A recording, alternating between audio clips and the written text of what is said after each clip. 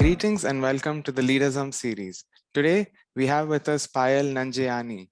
Payal is an Indian-American globally acclaimed leadership expert, executive coach, and author. With a mission to humanize leadership, Payal has popularized the concept of success within leadership with a primary focus on leaders making sustainable changes in their thinking, behavior, and actions. She has spent over 2 decades helping leaders to achieve a massive leadership breakthrough, get to their next level, and achieve extraordinary levels of success for themselves and their organizations. As an executive coach, she has coached some of the world's leading CEOs, government officials, and executives to become iconic leaders in their fields, while also being a best-selling author for the New York Times. Welcome, Payal. It's an honor to have you with us today. Thank you so much, Aditya. It's really a pleasure to be here with Leadershum. To begin with the interview, I'd firstly like you to tell us a little bit about yourself and your journey as an executive coach. A little bit about myself. Okay, so I come from a very loving family where education was given the highest priority. And so after completing my undergraduate so I went into the B school. And I went into the B schools not because I had a passion for it or something, but Aditya, it was purely because I was so seduced by the entire culture and society of, being an MBA, and then life is pretty set, and then, in terms of your career. So that's where I took it from. And later, when I entered the workforce in corporate America, what I saw around me literally blew up my mind.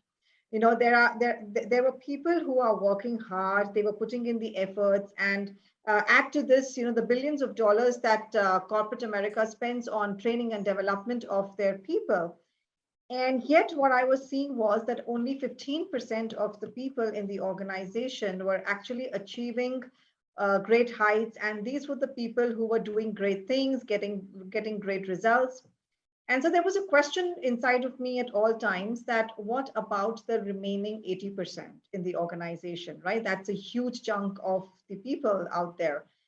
And so with time, I began to research a lot about this of why do we have only a few people? Why is this performance gap in our corporate world? And that's how I slowly began to transition. I started to leave corporate America and began to work in the field of coaching, especially executive coaching, leadership coaching. And I began to coach other leaders to improve their performance and results. So I think in my life, it all started with that one question, like I always say, that why do we have this performance gap in the companies, in the organizations, even though we are in the best of the times of resources and training? And that's exactly where it all started from. Wow, that's truly inspirational to learn from something that we observe and build a career over that. That is very inspiring. Thank you for sharing that with us, Payal. Moving on to the second question. Payal, you're among the few women of Indian descent to get into the field of leadership training, and that too in a different country. What were some of the challenges that you faced, and what are some of the tips that you can give our audience to be a little more inclusive of the people in our workplace? Challenges, I'll tell you what comes on top of my mind, Aditya. The biggest challenge for me was to get corporate America to believe in my leadership content. You see, America is a place where people from India are seen as heads down. Someone who can work heads down, has a MBA or a IT degree under the belt, engineering degree under the belt.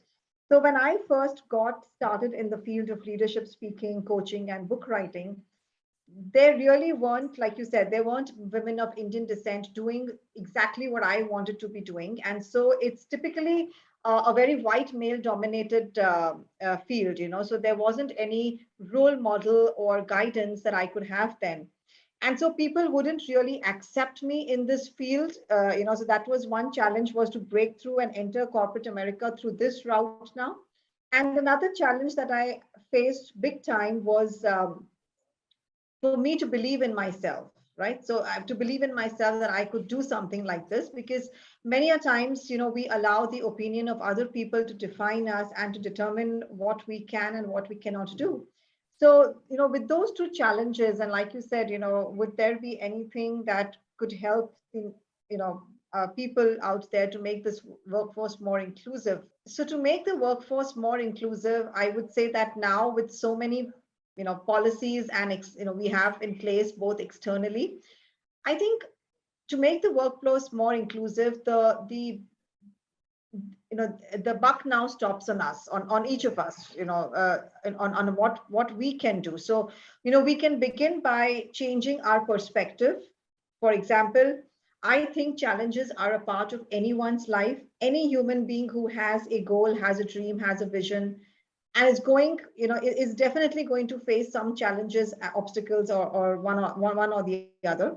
A man has his own challenges in the corporate world, and so does a woman. So if you begin to label challenges, based on gender and color, it's really not going to take you anywhere much. So rather than that, I usually suggest to people that, see the challenge as it is and think of ways to overcome it. Don't think of it based on your gender or anything else. That's one. And secondly, I would say keep your power within you. Don't allow someone else to determine your worth. And I'm really thankful for my journey, because here in America is one place where you ultimately do get recognized for your work and accepted for the value that you bring to the table. So it's really not the country or the gender or the color, it's the value. And so everyone must choose what value they want to bring, and rather than focusing on on giving the power outside, you can focus more towards it, because ultimately I think each of us has to choose one of the pains. Okay, either the pain of discipline or the pain of regret. So you have to decide which pain you're okay to live with, and that would decide how you approach these challenges and how you can put your share in to make the workplace more inclusive. I hope that helps. Yes, that's a very good answer to the question. Especially, it's true, the value that we bring to an organization or the work we do, if we run behind or chase that value instead of looking at what the Yes, obstacles might be, that absolutely, that can absolutely. truly define someone's career. Yeah, Moving on, absolutely. yes, That is true. true. Moving on to the third question, since you have a lot of experience training people and leading CEOs and governments, what are some of the qualities that you have noticed that stood out in someone, or something that has been common in great leaders around the world that you have trained? Qualities. Oh, I think I have learned a lot from some of these top executives and CEOs while I have been coaching them and while I've been associating with them. I think I became the biggest beneficiary of my work. So, what qualities I have learned from them, which I have also taught to a lot of my clients, is I'll tell you 3 to 5 of them that comes on top of my mind. Number one is mastery. Okay, so these world-class leaders, they are like Picasso. Okay, they spend hours on their craft. They are really not worried of who's doing what. They are very focused on their craft. So they are spending a lot of time to become masters in their field. Second is their quality of being relentless. They will just not give up for anything. They will make sure that even if they fail, they'll keep trying. We what we read about them in on the social media or on the public domains, I firsthand witnessed it with them. So that quality of being relentless is very rare to find in leaders. Number three, I would say, is execution. They follow this principle, which I have also put out so many times on my social media, is that you've got to have only 20% of your time in planning and almost 80% of your time in executing. So that really makes sure that you're taking action, because people usually back off from taking action. They procrastinate. So these people execute very quickly. Fourth, I would say, is disciplined life. We want to go away from motivation and move into having a disciplined life, because motivation is something that comes from outside and discipline is something that comes from inside of you. So if you are passionate, if you're looking for you have a goal, you have a dream that you want to achieve, you really don't need anyone to come from outside and pat your back and say, oh, you did a great job. So a disciplined life means, regardless of what people are looking at you for, regardless of if anyone is praising you or not, you still have that courage to wake up in the morning and get to your task. So that's fourth. And lastly, I would say, for number five, winning. And that's the reason I have my book titled as Winning the Leadership Game, the one that's coming up. I've seen these people wanting to win, right? So you've really got to be so busy winning that game and being focused on your next move that you have no time to see what others are playing or how distracted or you are not going to be distracted by their game. So you want to work with a winning mindset. So those are few qualities that I might personally have experienced through them and learned through them. No, these are some tips that I think our audience will really benefit from, and especially I can personally see myself using them in my career ahead. Moving on, talking on the same lines of your book, in your book, Win the Leadership Game, you talk about 9 laws that help progress as a leader. Can you give our audience an idea of what those might be, and what do you think is the most important or critical out of all of them to be a successful leader? Okay, so I don't remember all nine in the sequence, but here's the big deal. There's a reason behind why we wrote these nine laws. See, the rules of the game today are changing. Okay, the new yardstick of performance is now on how relentless you are and how and do you have the trait of being an unstoppable leader? Just because of the way the economy has been unfolding and changing in the pandemic, these are the two qualities that we are all looking for.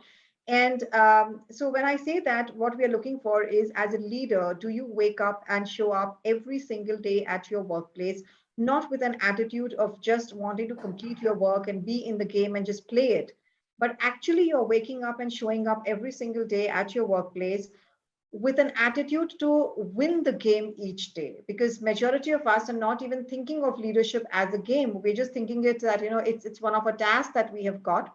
So that's the reason we have this 9 laws. Okay, and for example, in the book there is the law of the gap. There is law of mastery, of authenticity, of getting along with people, of how do you solve problems, how do you build a winner's circle? Because I don't think any of us, we always planning on inner circles, but we don't think of winner's circle.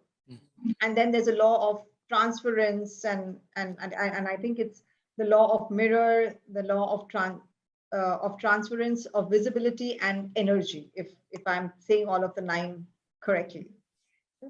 So those are the 9 ones. And then I think you asked uh, Which which one would be? one is more critical, is it? Yeah, yes. Okay. Now I must say, Aditya, all of them are very critical. That's why I've written them. Yes, that So is. I had actually written around 15 laws. And it's very funny you would ask that question, because I had written 15 laws, and then the book publisher asked me to choose 9 best that could be like, uh, very quick for people to read and really, really important. So I got it down to that. And now you ask me if I was to name one of them, this would be very funny. But I think I would say it's the first one, the law of the gap. Okay. Because each of us, whether it is you, me, or anyone in this world, even if the top CEOs, each of us have this gap in our lives between where we are and where we want to reach. And that gap is something which we all work to fulfill. We all want to close that gap. So I think if we are able to understand what that gap is, if we are able to be aware of it, and that's what the chapter speaks about, all the rest of the remaining laws, it just makes it easier for you to win the leadership game every single time. So I think that's where I would go.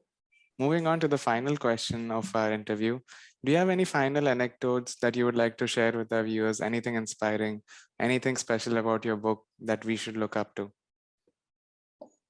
So I think, Aditya, all of my books are based a lot on what I have learned while coaching executives, what I have been through in my own career life, because it hasn't been an easy journey either. But if one of them I would say is something that is written even in the book, is that when I stepped into this field of leadership speaking, coaching, and book writing, almost everyone around me told me that it's a career suicide. Okay, because it's a completely white male dominated industry, and they were pretty right about it. It wasn't something that I was not aware of. And even if you would search on Google, you would still find the same thing, that it's a completely white male dominated industry. And so rather than allowing this to hold me back from offering my expertise and my knowledge, I used it as a challenge for myself to grow in this industry.